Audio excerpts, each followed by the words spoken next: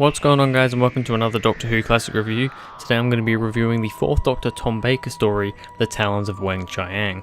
This is an episode in season 14, and it's actually in the same season as The Robots of Death. It's actually the episode straight after The Robots of Death, which was the last 4th Doctor episode that I reviewed. So yeah, I really love that episode. I gave that one a 10 out of 10, and it's probably my favourite one that I've reviewed so far. So how will The Talons of Weng-Chiang kind of be compared to that? So yeah, let's start off by looking at the back of the DVD. This is The Talons of Weng-Chiang by Robert Holmes. Death stalks the fog-bound streets of Victorian London.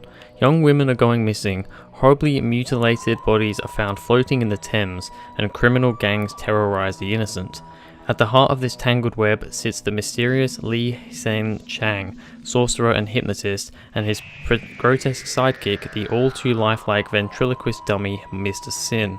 The Doctor dons deerstalker and cape to seek out the sinister force lurking in the shadows of the metropolis, for the Talons of Weng-Chiang are reaching out to shred the human race.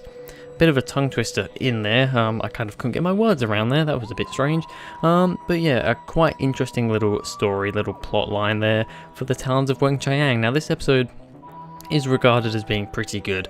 Some people consider it to be the best Tom Baker story. Some people say that it's alright. I think some people, I think on the whole, it is a very well regarded story. So let's start off, as we always do, with the cast. So we of course start off with Tom Baker as the 4th Doctor. I mean, he's great in this. What are you going to say? This is season 14. It's only Tom Baker's 3rd season and he's on top form. Just absolutely smashing it out. What else am I going to say? I'm not going to babble on for too long. We also have Louise Jameson as Leela. Once again, I said this in my Robots of Death review, I'm going to say it again, I do quite like Leela. She's a companion which I think is a slightly underrated companion. She doesn't get talked about too much. She didn't have a massive run, however, yeah, really like her. I think she's just so different, having such a different sort of companion, you know, from a different time. It's really good, and there's a lot of moments in this one where, you know, that things are happening and she doesn't understand what it's like, because, you know, even though this is Victorian London, this is way in the past for us. For her, it's way into the future, and it's so much more advanced to what she's used to. So yeah, really good companion in Leela. Now, there's quite a few supporting characters in this one that I want to mention, starting off with Christopher Benjamin as Henry Gordon Jago, a really cool character. I had always heard that Jago and Lightfoot was a Doctor Who kind of drama, what do they call them? Big Finish Audio. Well, I don't know if it's Big Finish, but they do audios, Jago and Lightfoot, and I might as well say it now, Trevor Baxter playing Professor Lightfoot. Yeah, those two, I believe, are in an audio series, which is pretty interesting. I've not actually seen them, or listened to them, should I say, but I have heard about them, and I always wondered where they were from. Turns out they're from Talons of Weng-Chiang, so that's really cool. Both those characters, Jago and Lightfoot, both really good, great enthusiasm. I love the actors, they get on so well together, they just have great chemistry all round, and yeah, really good there. Also, John Bennett as Li Chang, pretty good. With his name being John Bennett, I'm guessing. Don't think he is, you know, Chinese or whatever this is. I'm pretty sure they're Chinese, you know, some sort of Asian. This guy's clearly not Asian with that name, John Bennett, but he does a good job of playing the character. We also have Deep Roy as Mr. Sin, really good there, very creepy. And also the last one that I'm going to mention is Michael Spice as Weng-Chiang / Magnus Greel. Kind of two names with that. The bad character, the main baddie in this story. Really good. I believe Michael Spice... Was it Michael Spice who also played Davros at one point? I'm not 100% sure on that. But Michael Spice does ring a bell. Fairly sure he's done quite a lot of work in Doctor Who. So yeah, really good with all them there. So now let's get on to the good stuff, starting off with the good. First of all, the Doctor and Leela fighting people at the start of part 1. Really good stuff when they're in the Victorian London streets and they're fighting a bunch of the... I think they're fighting... Are they fighting a bunch of the Asian fighters, the Asian people? I think they are. But anyway, there's some really cool fights. Tom Baker shows off some of his fighting skills. You know, we were used to John Pertwee doing a bit of his fighting moves, but Tom Baker wasn't really as much of a fighter. However, you know, in this story, he does a bit of fighting, so it's very nice to see that. And also Leela, kind of a natural born fighter, being from kind of the medieval time. She she's a bit different to what you'd expect other companions to be, especially of, you know, that time, female companions. They're just going to run around screaming, so it's really good to see Leela doing something with that as well.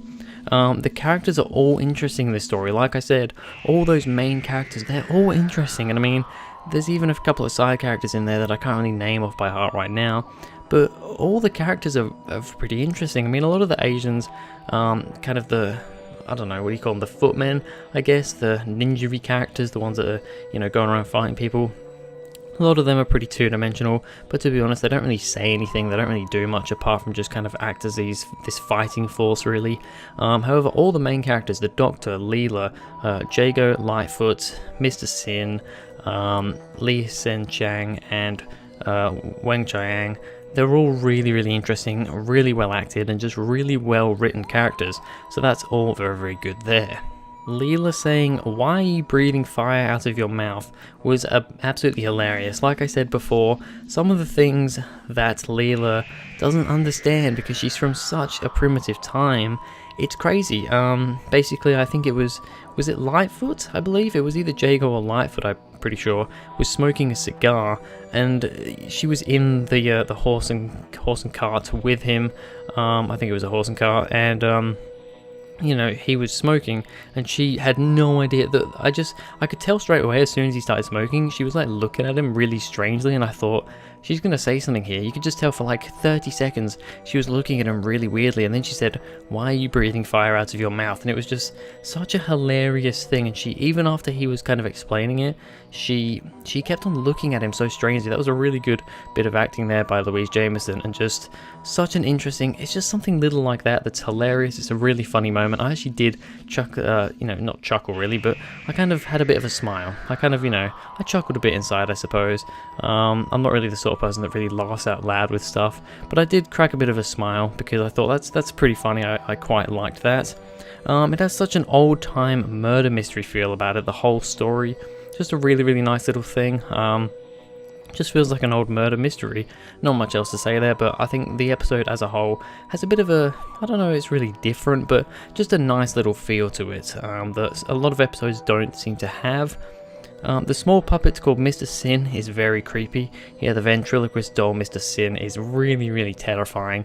The way when he like walks into the room with the knife to Leela, you know, it's absolutely terrifying when he just appears out of nowhere behind doors, and he just creepily walks around. He doesn't run around, he just like waddles around. It's really, really terrifying. He's just an absolute little bastard, and I love it. Like I said briefly before, Jago and Lightfoot have some great chemistry when they meet each other and, you know, start talking and all that, and they just get on so well, and the chemistry between them is absolutely amazing. I can totally see why they decided to do an audio with them. They're really interesting characters, and they just have some of the best chemistry I've ever seen two side characters have. It's just really good. You don't really get that with side characters in TV, let alone with TV nowadays, but you know, back in the 70s, you didn't really get that with side characters. With Jago and Lightfoot, you totally got that, and I thought, you know, that alone, with those two characters, it really added to the episode, because it just made you, you know, I don't know, just, they were really, really good. And then finally, Weng-Chiang's face looked horrific, but in a good way. When Weng-Chiang took his mask off, or Magnus Grill, I just call him Weng-Chiang, but really they did start calling him by Magnus Grill. But when he took his mask off, he looked pretty terrifying. Now, it did kind of remind me a lot of Sharaz Jek from the Caves of Androzani. That story was after this one. I've actually already reviewed that one, but it's a Fifth Doctor story. His face did remind me a lot of that, kind of the melted look of it down half of his face. But you know what? It worked, and I think it looked really, really horrific. We didn't get to see it for too long, which I think was good. I think it would have kind of ruined the effect if we, you know, had him looking like that all the time. So the fact that he had the mask on, it was good. But yeah, it was really creepy, really horrific to actually see his face as well underneath the mask. Now, the only bad thing I have to say about this episode is really just something that is kind of, I don't know, it's just kind of what it was like at the time. The episode can be quite racist at times. Now remember, this is 1977, this is the 1970s, and you know, racism was a thing that just kind of happened. You know, with the Asian characters, especially Li Sen-Chang, he's quite overly Asian, let me say, and it is a little bit, you know, there's one thing where, I think there's a part where, he says something about, oh, we all look similar or something, you know, it's like, it is quite racist at times, but I can't really take that away because that's just more of a thing from the time. It's kind of like bad special effects in a way. I can take it away to some degree, but at the same time I have to think, yeah, this was a long time ago. Things weren't the way they are now, so, you know, it's not that bad. It's just at times it can be a little bit cringy with some of the things they say and do. But yeah, on the whole, I really loved the Talons of Weng-Chiang. I'd actually watched this episode previously to watching this again here, but it was a long time ago and I couldn't really remember anything of it. However, you know, I was pleasantly surprised when I came and watched this one again. I'm going to give the Talons of Weng-Chiang a 10 out of 10. It definitely deserves that. I personally don't think it's as good as the Robots of Death. There's always a feud, is the Robots of Death better? Is Talons of Weng-Chiang better? I personally would still rank the Robots of Death slightly higher. However, I think they're both pretty almost perfect stories, both getting 10 out of 10s, but yeah, really good story. But anyway, that's going to be it for this video, guys. Thank you very much for watching. If you enjoyed, please go ahead, like and subscribe, and I'll see you guys in the next video.